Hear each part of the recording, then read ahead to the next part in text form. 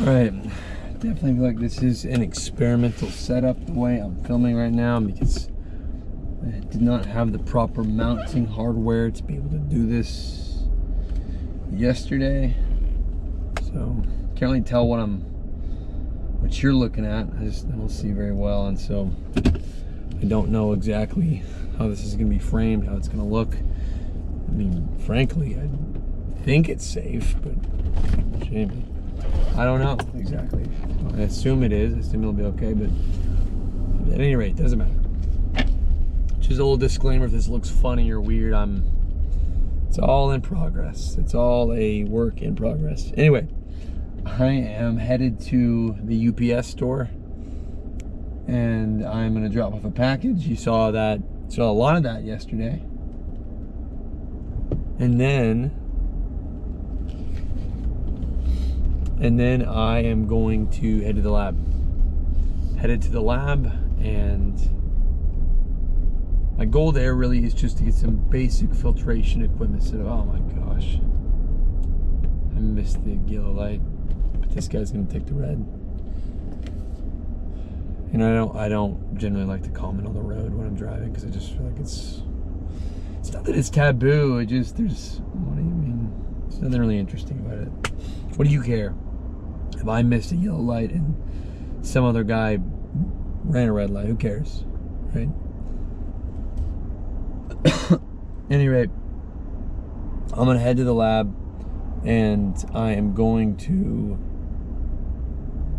try to get some basic filtration equipment set up. I mean, it's not really equipment so much as it is it's minor lab equipment.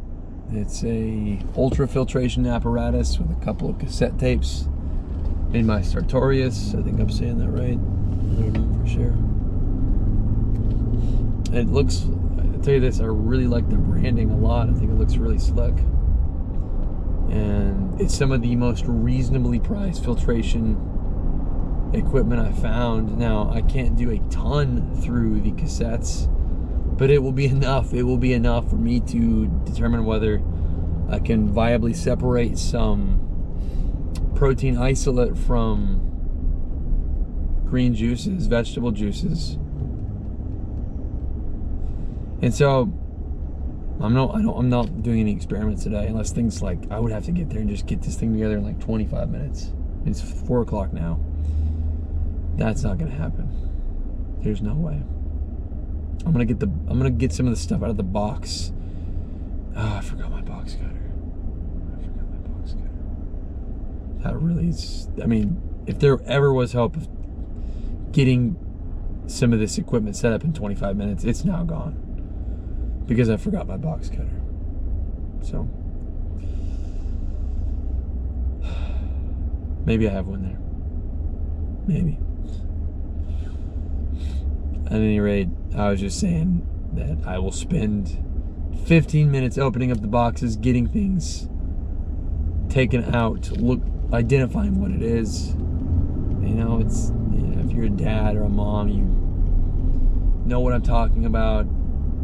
Christmas Eve, you're setting up all kinds of things for your kids, so it's beautiful and perfect the next day. And just getting stuff together like that doesn't even start until you've opened. If you're like me, you open the box, you carefully discard all the trash, you ensure that all the pieces and components are there and accounted for, so you're not in this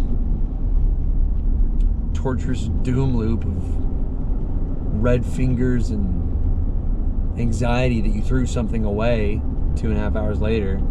You do your bookkeeping on all the pieces and whatever else, throw your stuff away, and then you lay it out all nice and neat, and then you get started on it. It's no different with this. I've got I think a cassette. I've got my pumps back here. I've got one pump back here that I'll use. I've got probably 2 bits of tubing that are crucial to get the proper pressure. Ultrafiltration is all about pressure differentials, or when you get sub, like, I think it's 25 micron particle size, which 25 micron ain't, I mean, it's not that small. I'm gonna take a left here. right? Man, I'm sorry. I just said right, and I had nothing to say I was right about. You know, that is such a tick. Your broadcasters say it. You know, Kevin Burkhardt, he's a great broadcaster. He says right all the time. Hey, you know, Michael Irvin, he sure caught a lot of passes back in the day, and you know, Brandon Cooks, that's what he's trying to emulate, right? And you know, Zeke Elliott, he really looks at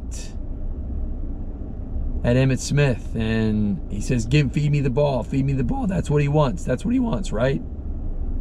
Right. That's right. Anyway, I try not to do that, but I did. Anyway, back to filtration. I have another very heavy piece of filtration equipment. I mean, this thing, the other pieces that I have are not quite industrial level, but they're scalable to in the industrial level. Sartorius, as far as I'm aware, is really lab grade to lab scalable. Like,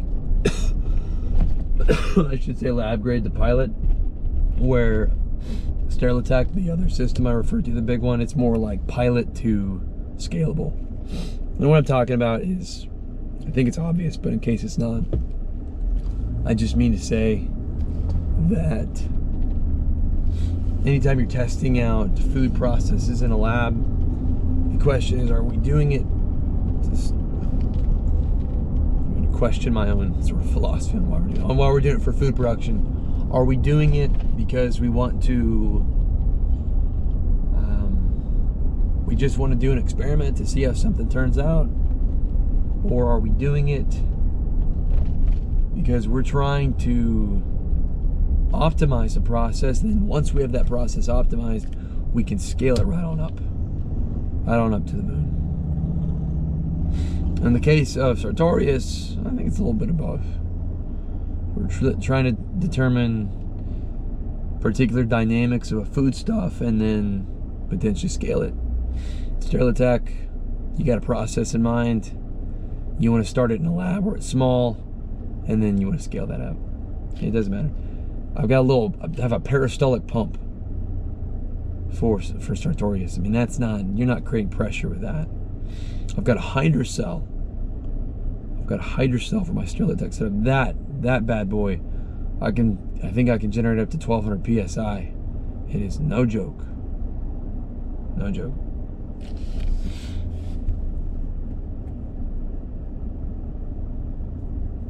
Anyway, by the time I drop this package off,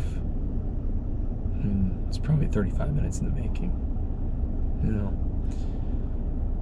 I'm gonna head in there, drop that off. I'm at the stoplight right now. I know I said it was taboo to talk about what's going on in the traffic, you know, the logistical landscape around me while I'm driving, but you know, whatever. I already started it, might as well just keep going. I'm gonna go drop the UPS package off. I feel like that's redundant to say I'm gonna drop the UPS package off. I'm gonna drop the package off. I'm gonna drop the shipping box off at the shipping store so it can be shipped.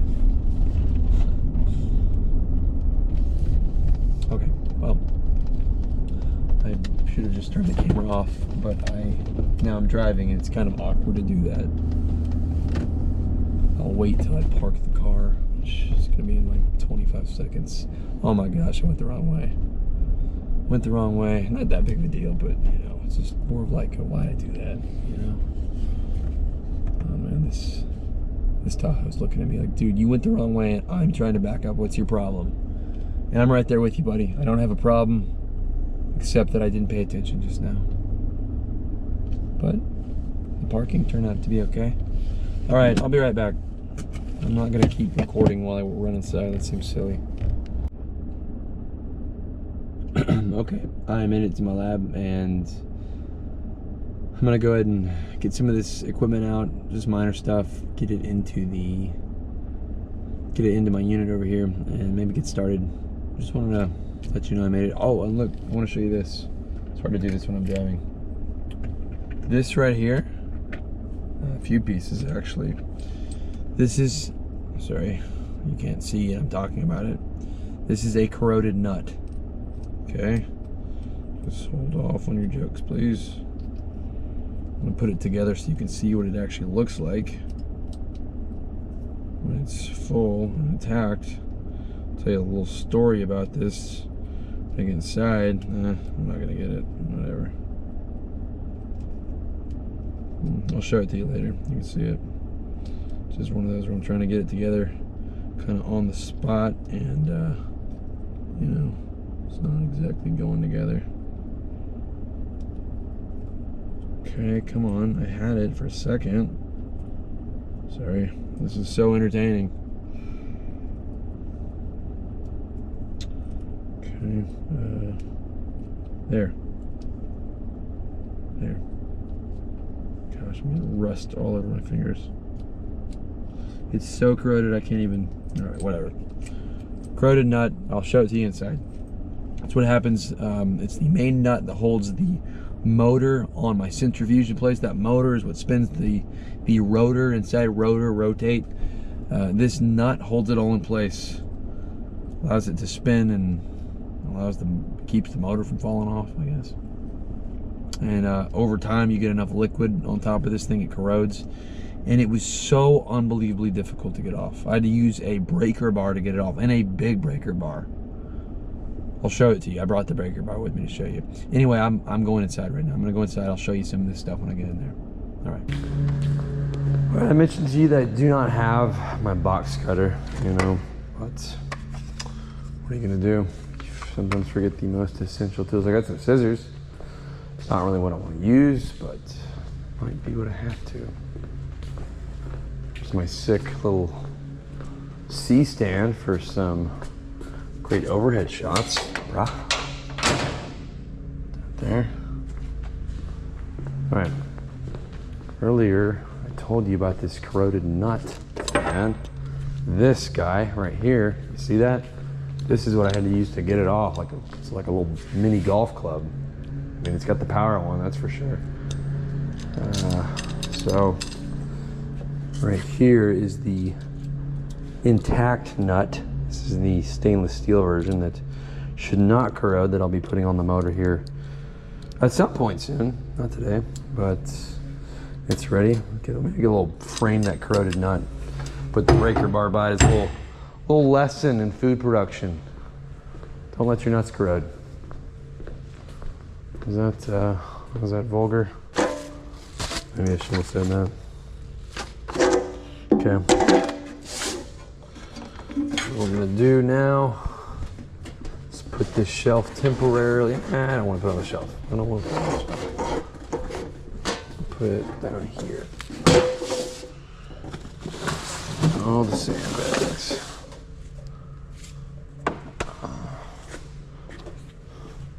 Right, so I think I told you what I'd like to do is bring the bench out, maybe right in here. You know what, I can stay here. Bring the bench out, we'll just do it all right here. I'm gonna move these things here 1 second, give me just a second.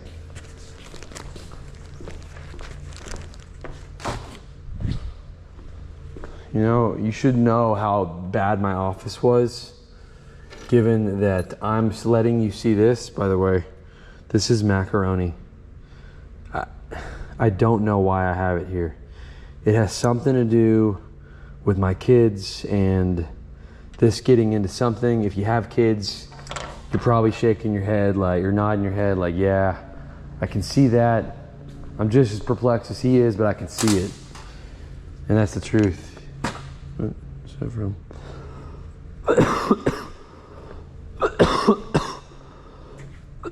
man, this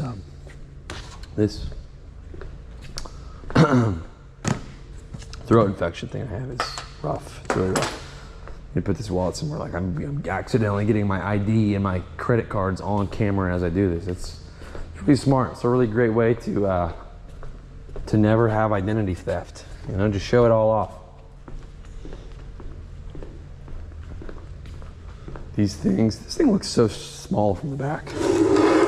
This is a peristaltic pump. Well, yeah, I know why it looks small, because I put it on its side, idiot. This is a peristaltic pump. This is actually what I will use on my filtration over here. And it's a great little pump. It's a Masterflex. They make awesome pumps. Sartorius actually used to sell a Masterflex peristaltic pump with their kit. I think they had a falling out of some sort, and if you notice, that guy and that guy are similar. That I bought that one used, I bought that one brand new. That's a gear pump.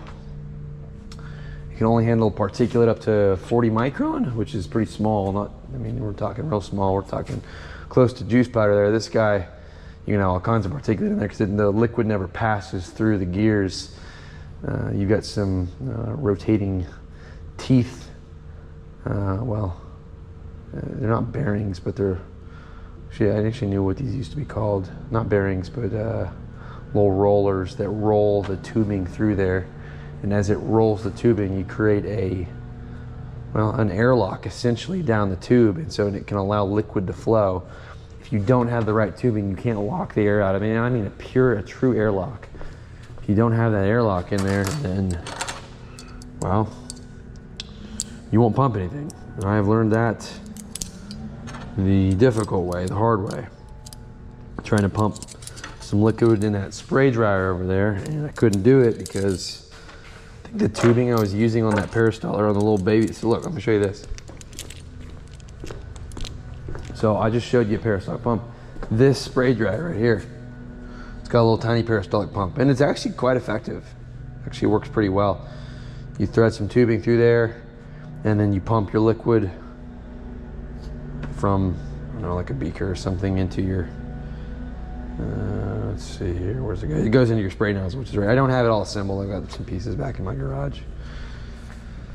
Anyway, that's also a peristaltic pump. Peristaltic pumps are very valuable in food production.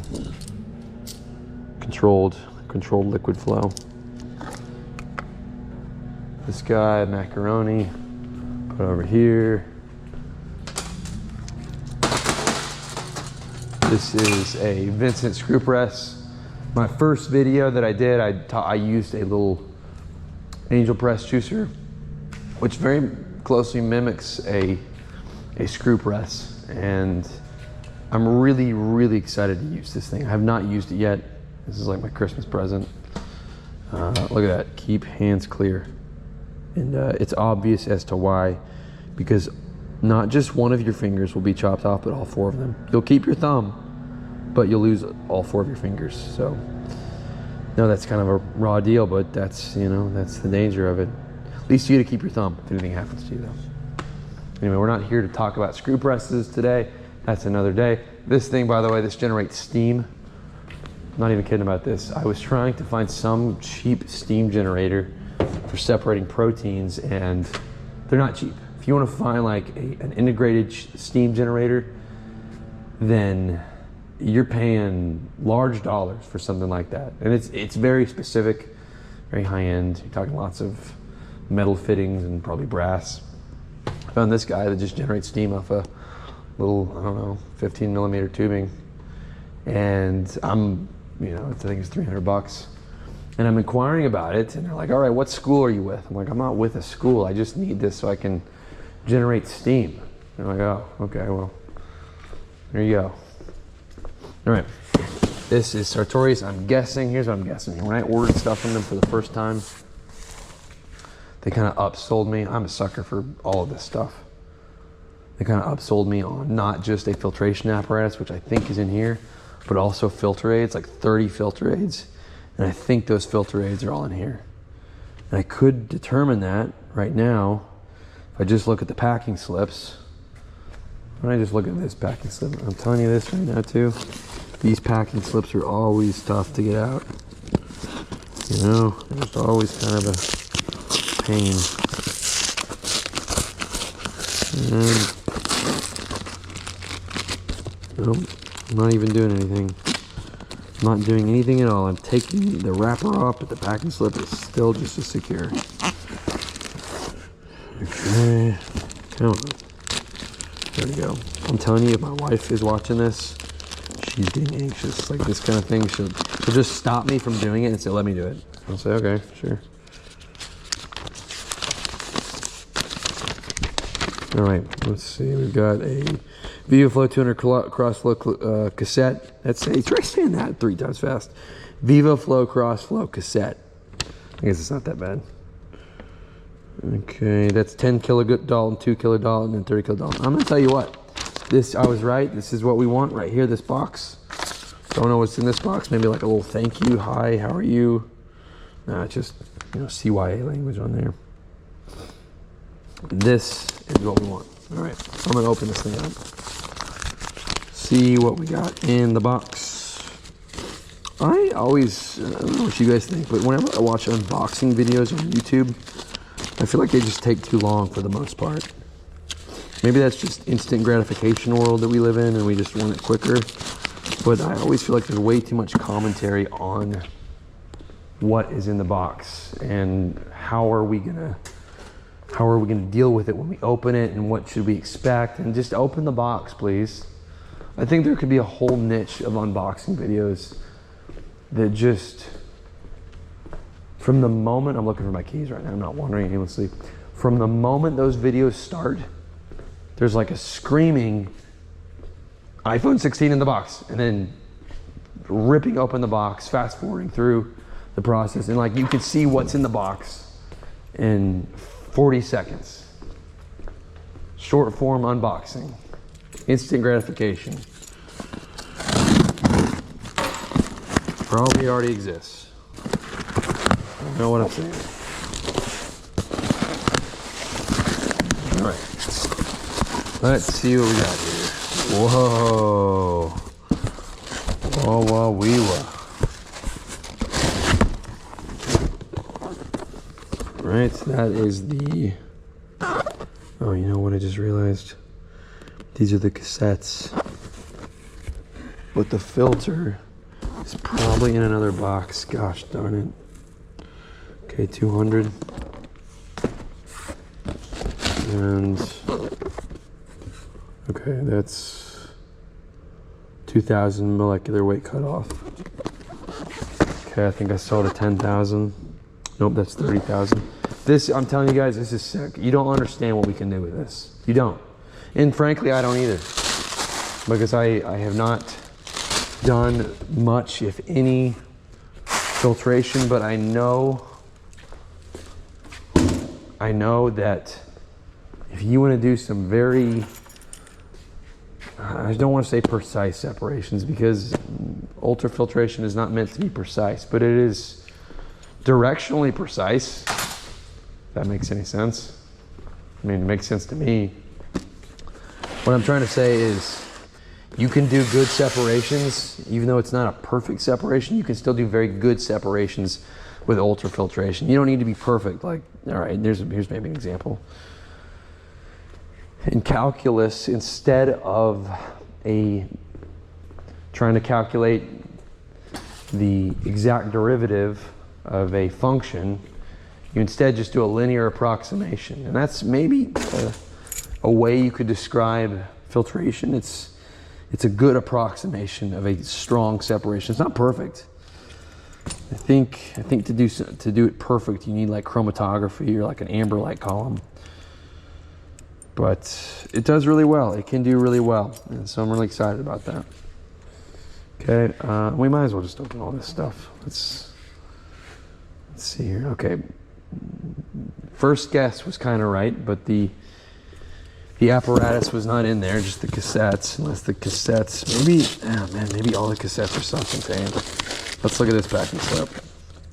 All right. It's another letter, the CYA. Okay, we got, okay, that's pre-filtration. That's your filter aid.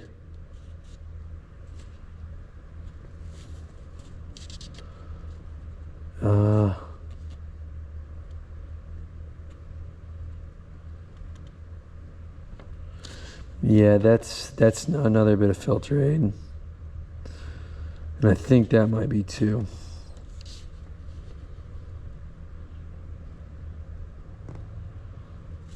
I'm gonna leave this aside. I'm not gonna open this one yet. Let's look at this one. Let's look at this one.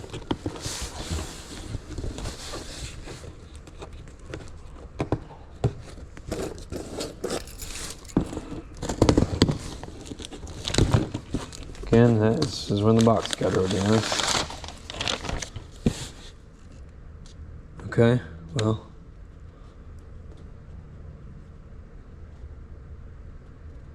It's another one.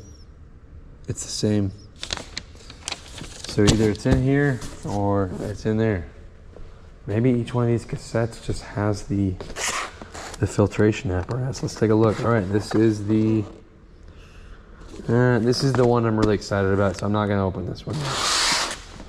This is the 30,000 kilodaltons. It's exciting, but 30,000 Dalton molecular weight cutoff.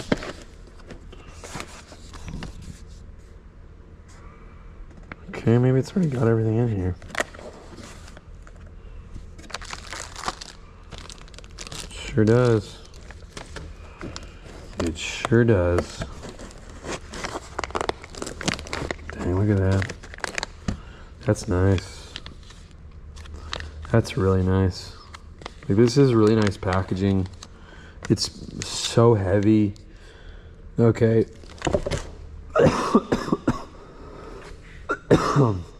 Man, this is beautiful. Only thing I'm concerned about, oh, there's the tubing. Never mind.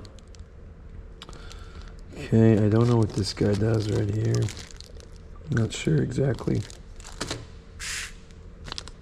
This is so nice. This is so, like, this is great. I know I'm saying that a lot, but I'm telling you, I can just tell this is a great little piece of, I don't know why I'm hesitant to call it equipment, but lab gear, I guess. All right, well, cool. I'm not gonna open these other two yet because this is what I wanted to know. Now let me tell you something about this. Okay, this is your cassette right here. And essentially, let me open this up. There's no harm in opening it. Hold on. Be real careful to open this because this is, like I said, this is nice. I want to be, I hate to even, actually, what am I doing? I've got scissors over there. My dad would kill me if he saw me doing this right now. He would never, ever open something like this, ever. Dad, if you're watching, I'm sorry. I'm sorry, but you know what? We all have to kind of make our own path in life sometimes, you know? Just, let me see that, I just cut into there. Gosh, this is gorgeous.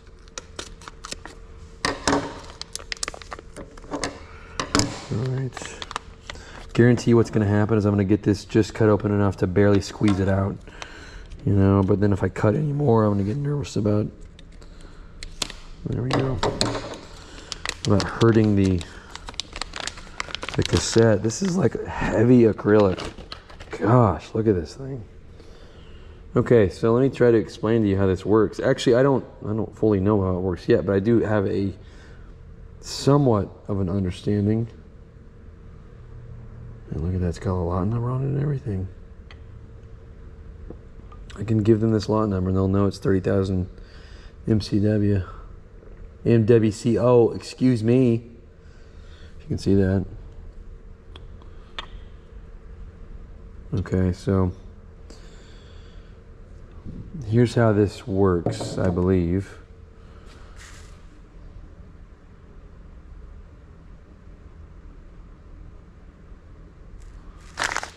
Here's how I think this works. In here, your liquid is going to go up and down these little columns.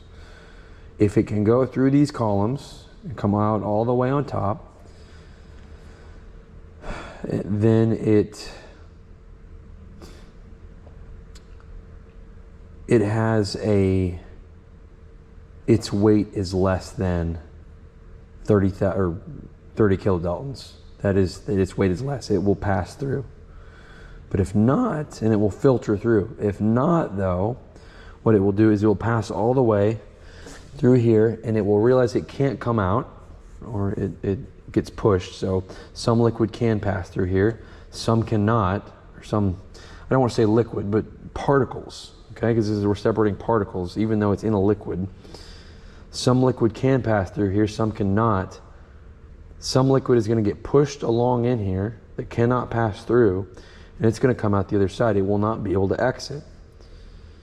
And the risk you get there is what's called fouling, where your particles that are too big to pass through here, they're too heavy, they foul pieces of your membrane, and it impedes other liquid flowing through here. Not exactly sure how this can alleviate that, but I think it will probably be okay. I haven't done enough filtration to really know how fouling actually occurs in practice, but I'm going to find that out soon enough. Here, you know what? Let's go get that pump, and I'm going to show you. I'm going to show you exactly. Well, I think exactly how this is going to set up. Hold on. Here's the pump I was telling you about. Old basic peristaltic pump. Honestly, like Sartorius, like gave me a great deal on this. Gave me half off on the normal prices. And this stuff is not cheap, by the way. I mean, you look at it, it's beautiful. You could tell it's not cheap. Oh.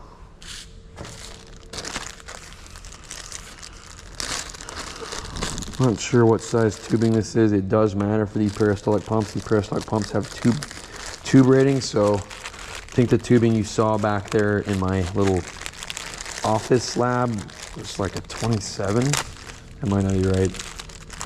Most of you don't know what that means, so it's not like I'm offending anyone. The one to two people that do, that may be watching this, are definitely like, dude, well, this guy's an idiot. You know, sorry about that. One thing I'll tell you though, I do know, is that you always, once you get these things started, once you start these things,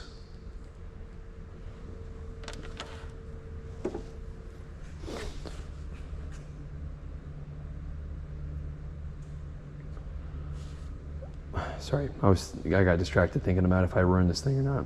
I don't think I have. The moment you start passing liquid through here, they become, what's the word? They become at risk of being ruined forever, because the moment liquid goes through here, it can now be dried out. And if it gets dried out, the little holes in here then are perforated in order to let the 30 kilodalton weight pass through. They will seize up, they'll suck up on you, and well, if it's not wet, if it dries out, they will seize up, and it's a permanent thing, and it's ruined. You can't use it. So the moment you start using this, you've got to keep liquid in it at all times. Like you gotta, you cut your flow off and you leave liquid in there, and that'll be fine. Oh, it will stay fine. And then you can purge it appropriately when you try it again the next time. But again, the moment you put anything through here, it will be wet for the rest of its life.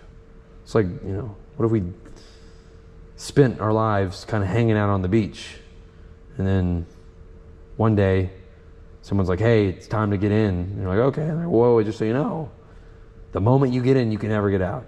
You're like, wait, what? Yeah, well, that's kind of what we're dealing with on these cassettes. Anyway, I'm gonna stop this for a minute, because I'm gonna read the instructions to see if I can figure this out. And next time I turn this on, maybe we'll be putting it together. I'm not trying to have you miss anything. If I keep recording, you're just going to be watching me look through this book, and it'll be like this. You'll be able to see it and kind of talking to myself. I don't think you want that. Maybe in the future I'll find out you do, and we can adjust. But for now, just going to pause it, and next time I turn it on, maybe you'll be seeing me do this, or maybe it'll be a later date. But all right, till next time, take care. Okay, I actually went through the Sartorius book on the Viva Flow 200. It's actually the book right here. The book covers the 50/50R 200, and it's not that bad. It wasn't that crazy. A couple little basic PVC fittings here, a filtrate line or retentate line, an inlet line, and then a pressure gauge, and then of course the cassette and the pump. So let me show you how this works. First thing we have here is our inlet. So let me take this little cap off right here. Screw cap. Put this guy in. We have just, the only thing that's kind of a bummer is those aren't easy caps. You've got to screw the line in itself. You can't just use the cap to screw. It's not a big deal. They're small lines. Okay, so I don't have a sample vessel here, but here, let's get the rest of it on first. Okay, next thing, there's your little pressure gauge. Let's see here. First thing, this end, actually, wait a minute, hold on. Yeah. This end goes like this. Tightens it on. Okay. It's really nice that there's no Teflon tape or anti-seize. Okay, this guy goes on the other end. Screws like that. Should be good. Might have to do one more rotation. I doubt it. Okay. And then this is, all right, that's your retentate line or your return line. Take that cap off. This guy goes on top. Again, just screws in. All right. And that's the line install. Now in terms of how this goes. Okay, so here is your inlet line. Goes in here to the pump. All right. Seal that guy up. All right, this sticks into your vessel, your sample vessel. Okay, this line right here, your return line, goes back into your sample vessel. And this return line, the retentate, or no, sorry, this is the filtrate line, I'm sorry. This is the return line or the retentate. This filtrate line goes into your filtration vessel, okay? And so we can actually reverse the direction of the pump. And so we will pump this way from the sample vessel, and here your liquid will travel all the way up here. Some of it will filter out, that's your filtrate. Some of it will stay in. And depending on what you want, if this is 30,000 or 30 kilodalton cutoff, then your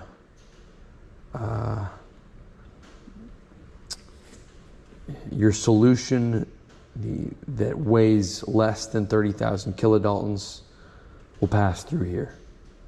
If it weighs more, then it will not pass through, and it will, some of it will, some of it won't. But for the most part, probably roughly 95% of it, maybe less, I don't know. I don't know the ratings on these things, is going to return back into your sample.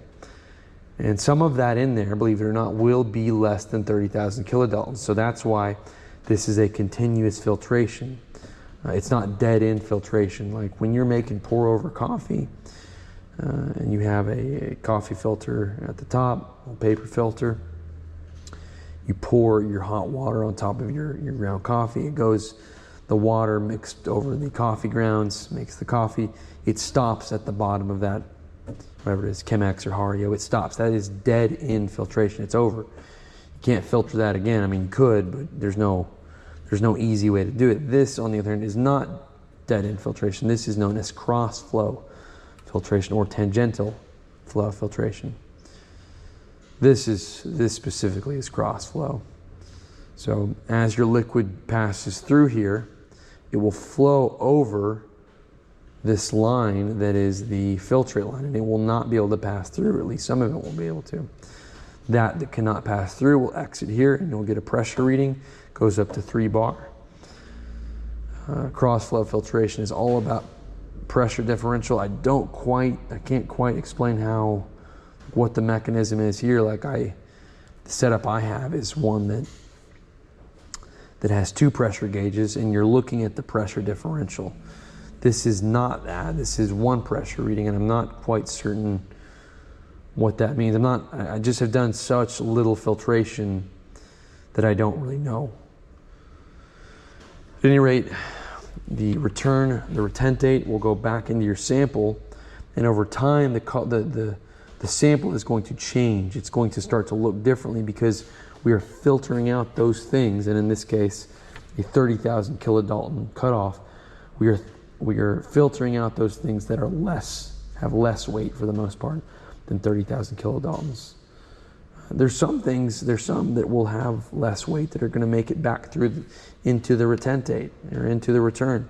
So that's why we continuously filter until 95% of your retained sample, or roughly thereabouts, is 30,000 kilodaltons or more. And it's not like we check that. We just have observational data that says over a period of time, an hour, 2 hours, 3 hours, you can sufficiently concentrate that solution. Now, you're probably thinking, why would you want to do this? Well,